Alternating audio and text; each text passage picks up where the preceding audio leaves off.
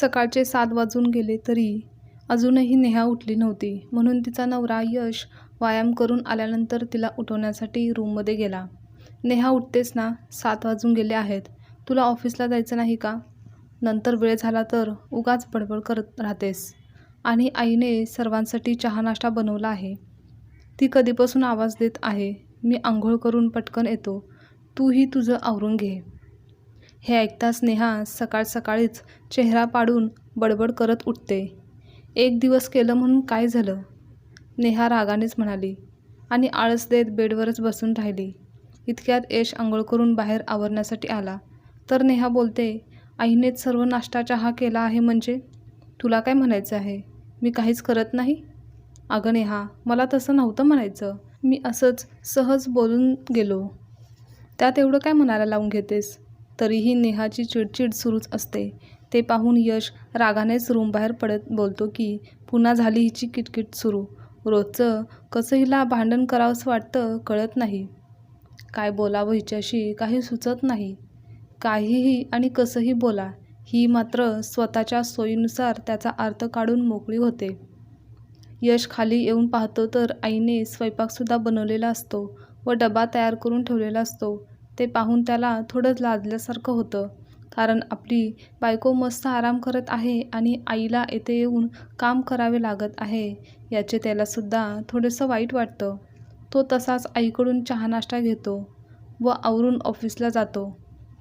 तिकडे नेहा उठते व रोजच्यासारखी आज काहीही काम तिने केलेले नव्हतं. सासूबाईंनी केलेला नाश्ता खाऊन घेते व जेवणाचाही डबा भरून घेऊन ऑफिसला निघून जाते. ती कोणाशीच काहीही बोलत नाही किंवा घरातील कोणतंही काम करत नाही. ती जेव्हा संध्याकाळी घरी येते तेव्हा सासूबाई विचारतात की नेहा, आज यायला उशीर झाला, काही काम होतं का? पण नेहा तेव्हासुद्धा काही न सांगताच काही न बोलताच बेडरूममध्ये निघून जाते. सुनेचे असे बेफिकीर वागणे सासूला खटकते. संध्याकाळी यश येतो तर नेहा आपल्या बेडरूममध्येच फोन बघत बसलेली असते. संध्याकाळचा स्वयंपाक देखील आज सासूबाईंनीच केलेला असतो. नेहाचे असे वागणे बरेच दिवस चालूच असते. तिला असं वाटत असतं की मी जॉब करून थकून घरी येते तर मला आराम करायला हवा आणि सासूबाई तर घरीच तर असतात, मग त्यांनी घरातील कामं केली तर काय झालं? नेहाचे असे बेजबाबदार वागणे यश खूप दिवसापासून पाहत असतो. त्यालाही तिचं वागणं खूप खटकत असायचं.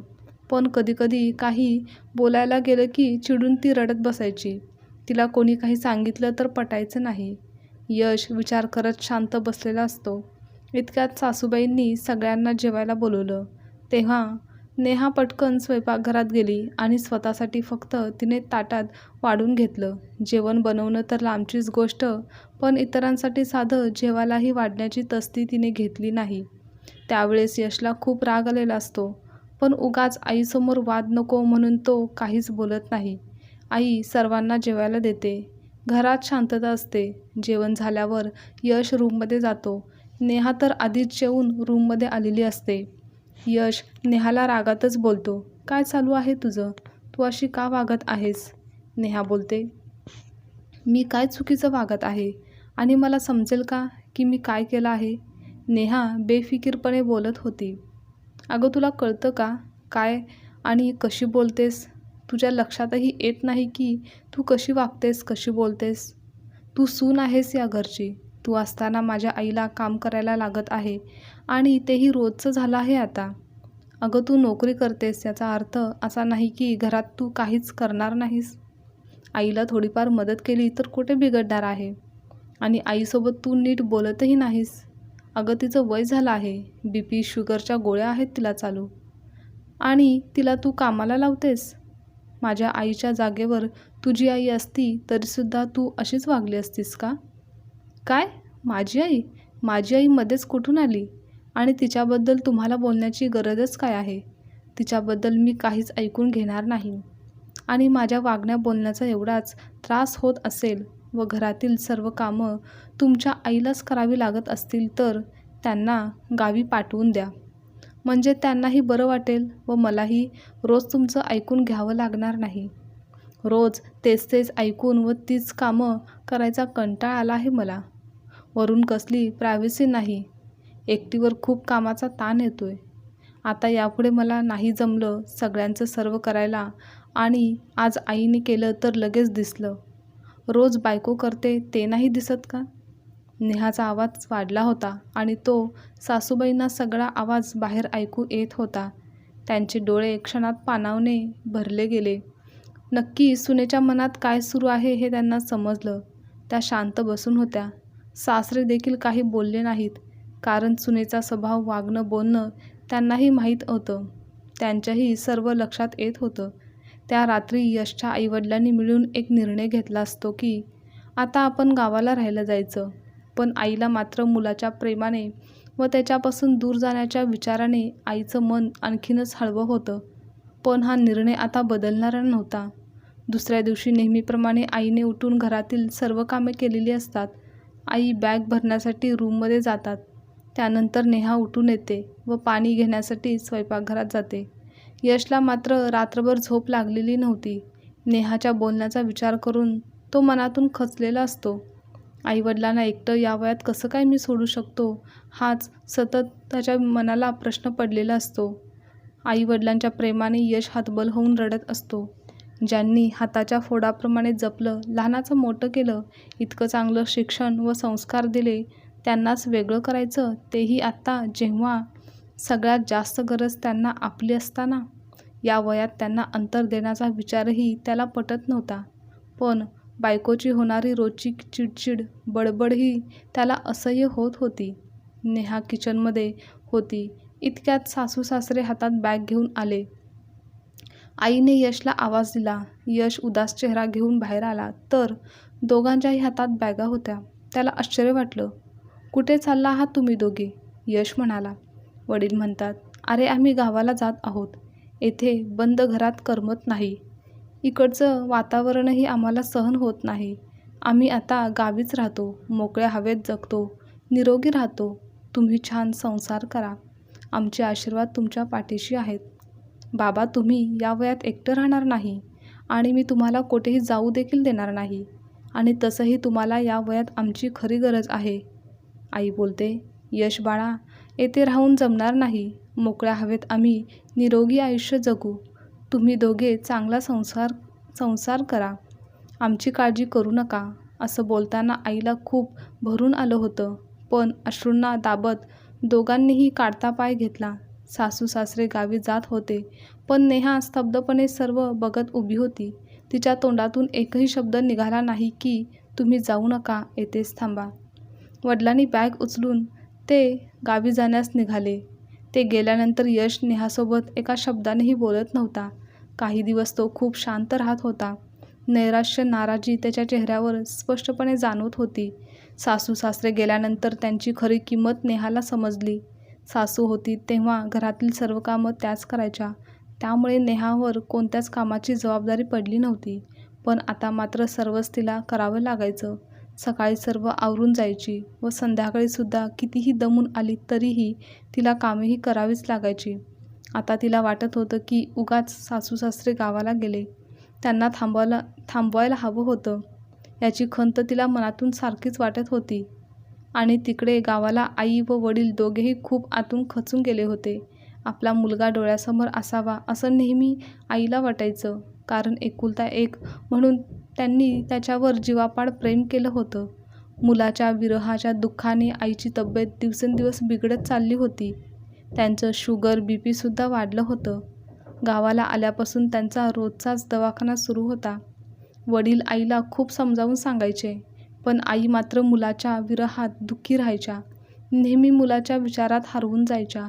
त्यांना मानसिक त्रास व्हायचा, त्यामुळेच त्यांचा आजार वाढतच चालला होता.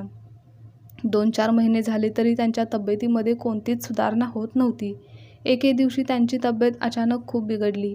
डॉक्टरांना घरी बोलावण्यात आलं. तेव्हा वडील त्या दिवशी सकाळपासूनच यशला फोन करत होते, पण खूप वेळ फोन करून देखील यश काही फोन उचलत नव्हता. त्यामुळे वडिलांची बेचैनी वाढली होती. त्या क्षणी वडिलांच्या मनात आलं की नेहाला फोन करावा, पण तिला कशाचे काहीच पडलेले नसायचे. त्यामुळे त्यांनी तिला फोन करायचं टाळलं. यश त्या दिवशी कामात व्यस्त असल्याने त्याचे फोनकडे काही लक्ष गेलेच नव्हते.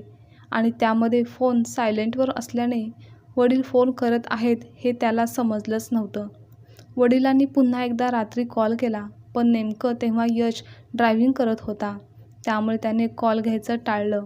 तो कॉल आईला शेवटचे आपल्या मुलासोबत मन भरून बोलायचं असल्यानेच केला होता.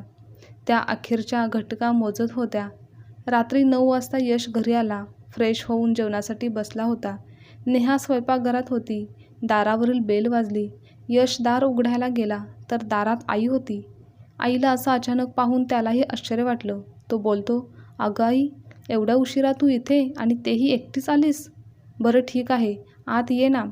"आई, कॉल करून तरी सांगायचं, मी आलो असतो न्यायला. आणि बाबा का नाही आलेत?"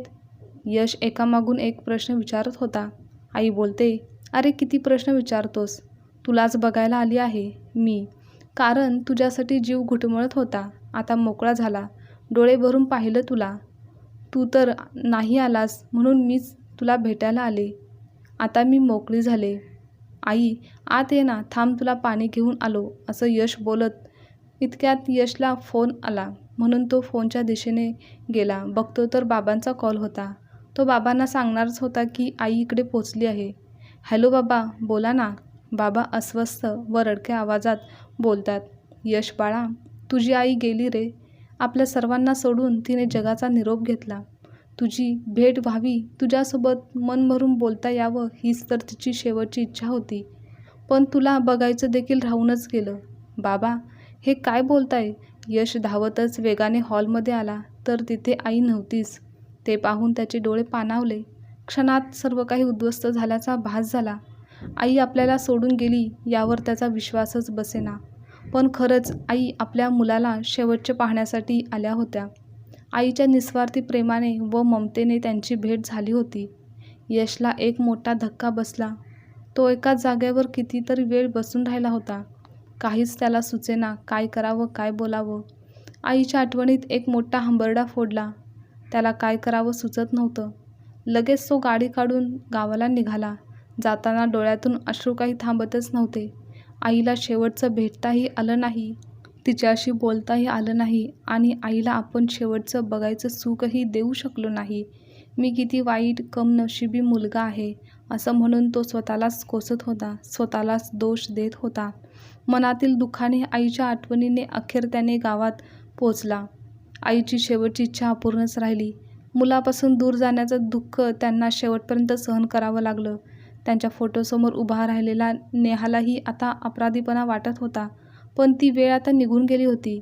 एक वेळ आईची अवस्था मुलाशिवाय कशी होते ते नेहाला यशने दाखवून दिलं होतं. नेहालाही स्वतःची चूक उमगली होती. तिने नवऱ्याचे पाय धरून माफी मागितली. पण आता तर वेळ निघून गेली होती. आई आणि मुलगा कायमचे वेगळे झाले होते. गावाला आईचे सर्व विधी, 13 दिवसांचे कार्यक्रम झाले. पाहुणे आपापल्या घरी गेले. तेव्हा यश बाबांना बोलला, "आता तुम्ही पण आमच्याबरोबर चला. येथे एकटे कसं राहणार?" पण वडिलांनी मात्र सरळ नकार दिला. कारण त्यांचा नेहाविषयीचा राग जराही कमी झाला नव्हता. यशची आई आज जिवंत असत्या आणि जर नेहा चांगली वागली असती तर आज माझी बायको व्यवस्थित असती.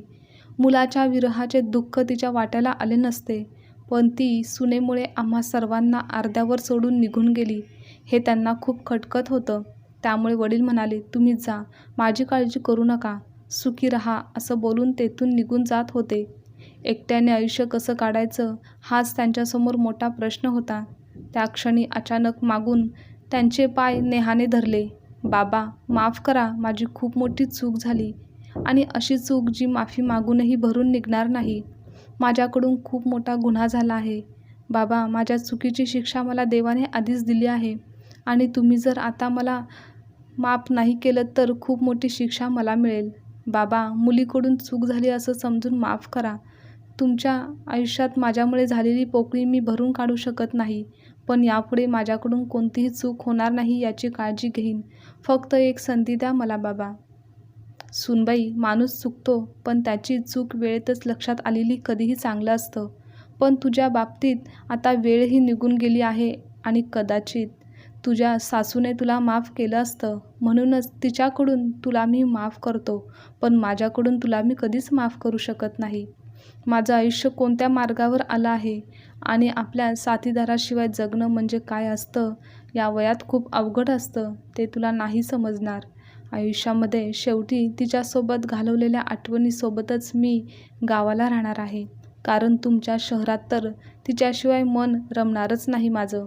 त्यामुळे मी इथेच राहायचा निर्णय घेतला आहे. त्यामुळे तुम्ही दोघेही निघून जा, असं म्हणत वडील निघून गेले. तेव्हा जड अंतकरणाने दोघेही निघाले. यश निशब्द होऊन सर्व पाहत होता. नाती जिवंतपणे सांभाळली जातात आणि जर नात्यांकडे दुर्लक्ष झाल्यास ती भरकटली जातात. आयुष्यामध्ये कधीकधी झालेल्या चुकींची प्रायश्चित्त करण्याची संधी व वेळही कधीकधी देव देत नाही. म्हणून वागताना नेहमी विचार करूनच वागलं पाहिजे, हेच खरं आहे. माणूस गेल्यानंतर नाती जपण्यापेक्षा जिवंतपणी माणसाला महत्त्व दिलं पाहिजे आणि नाती जपली पाहिजेत. आजची कथा तुम्हाला आवडल्यास लाईक, शेअर, कमेंट करा आणि चॅनलवर नवीन असाल तर चॅनलला सबस्क्राईबसुद्धा नक्की करा.